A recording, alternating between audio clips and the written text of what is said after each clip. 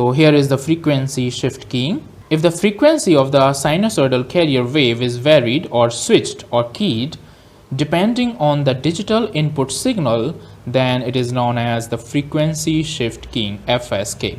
It is analogous to FM, which is a type of analog frequency modulation.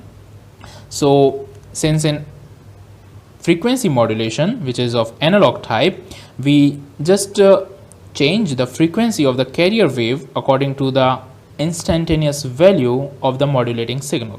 Okay, so in this case also only the difference is of modulating signal, which is digital in nature. So we change the frequency of the sinusoidal carrier wave, or it is switched according to the digital input signal.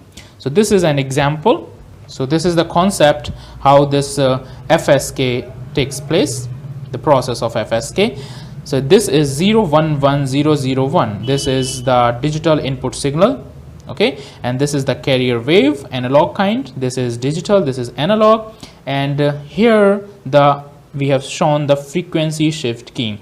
So it is very easy to note here that, see here, when 0 is to be transmitted at these three places, 0, 0 and 0, you can see the waveform. Okay, it is having low frequency at these three places, at this place and this place. And when 1 is to be transmitted, we have high frequency of this carrier wave. Okay, so since it is a frequency shift keying, therefore as per this digital input signal, that is either 0 or 1 is transmitted, we are changing the frequency of this carrier wave according to this digital input sequence. We reduce the frequency when 0 is transmitted, and we increase the frequency when 1 is transmitted. Okay, we know what is frequency. Frequency is the number of cycles that are passed in 1 second. Okay, so it is higher when 1 is transmitted and lower at 0 is transmitted.